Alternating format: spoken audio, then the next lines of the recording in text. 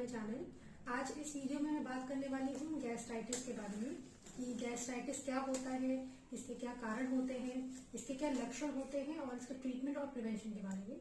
तो देखिए गैस्ट्राइटिस क्या होता है। गैस्ट्रिक मतलब होता है स्टमक यानी पेट, और इसमें जुड़ा है आइटिस मतलब इन्फ्लेमेशन। तो पेट में होने वाली इन्फ्लेमेशन या सूजन को हम गैस्ट्राइटिस बोलते हैं।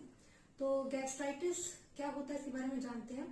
देखिए हमारा जो पेट होता है इसमें एसिड बनता है। जैसे हमने कुछ खाया तो इसमें एसिड सिक्रीट होता है।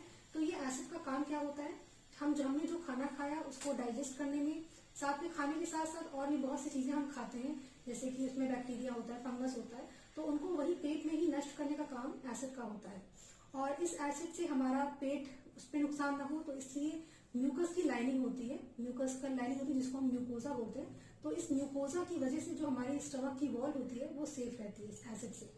लेकिन अगर किसी कारण से अगर हमारी म्यूकोजा डैमेज होने लगे, अगर उसकी जो प्रोटेक्टिव लेयरिंग है उसमें कुछ दिक्कत आने लगे, तो वहां पे आपको इन्फ्लेमेशन, उसमें रेडनेस और उसमें अल्सर तक बन जाते हैं। तो इसी कंडीशन को हम गैस्ट्राइटिस बोलते हैं। तो देखिए गैस्ट्राइटिस के क्या कारण होते हैं उसको हम जानते हैं भी।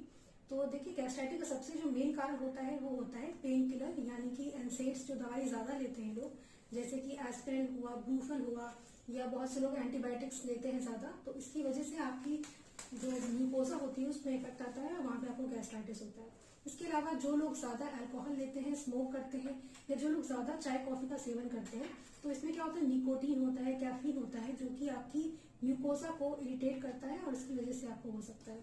इसके अलावा इंडिया में जो डेवलपिंग कंट्री है, तो यहाँ पे एक बैक्टीरिया का जो इन्फेस्टेशन होता है बहुत कॉमन होता है, जिसे हम हेलिकोबैक्टर पाइलोरी बोलते हैं, जिसे हम एच पाइलोरी शॉर्ट में बोलते हैं।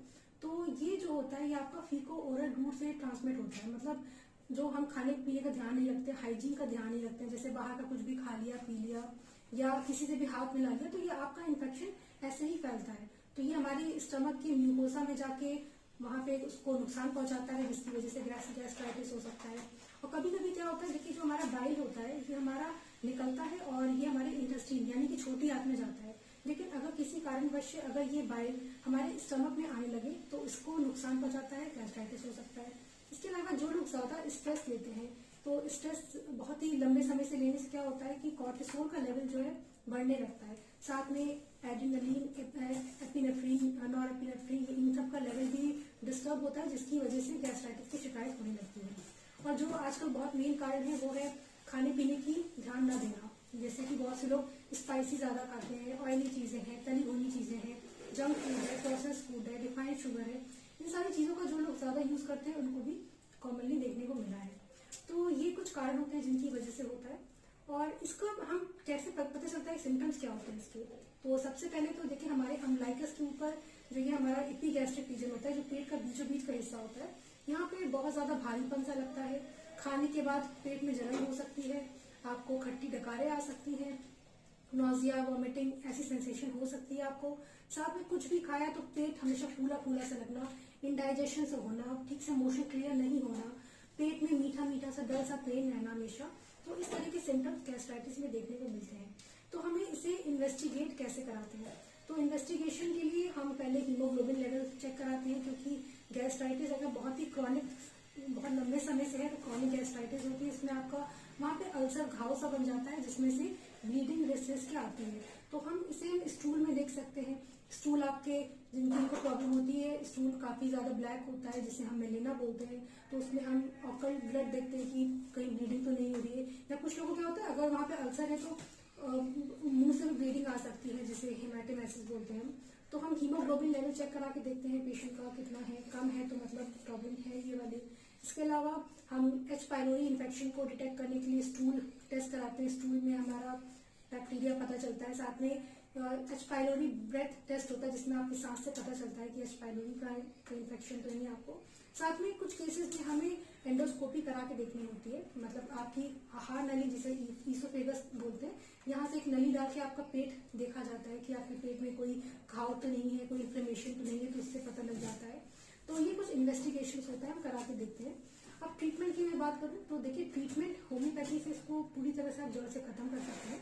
होम्योपैथी में इसके लिए बहुत अच्छी दवाइयां होती हैं, जैसे लाइकोपोडियम है, नक्स वोमिका है, चाइना है, कैलकेरिया कार्ब है, काली कार्ब है। इस तरह की बहुत सी दवाइयां जो है इंडिकेटेड होती हैं, जो हम पेशेंट की पूरी हिस्ट्री लेके उनको प्रॉब्लम कब से है और क्या दिक्कत साथ में है, तो वो सारे सिम्टम्स लेके हम पेशेंट को मेडिसिन देते हैं, उससे वो ठीक भी होते हैं।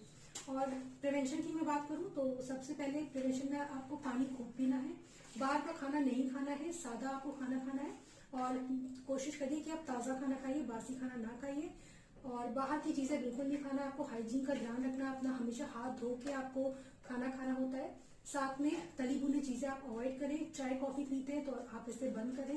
अल्कोहल, स्मोकिंग, ये सारी चीज़ें बिल्कुल आपको खत्म करनी है। खाना खाने के एटलीस्ट 2 से 3 घंटे के बाद ही आपको लेटना चाहिए, जिससे कि आपको रिफ्लक्स की प्रॉब्लम भी ना हो। और साथ में आप एक्सरसाइज, योगा, मेडिटेशन, ये चीज़ें कीजिए, स्ट्रेस कम लीजिए। तो इन सब चीज़ों को ध्यान रखेंगे तो आपको ये प्रॉब्लम नहीं होगी।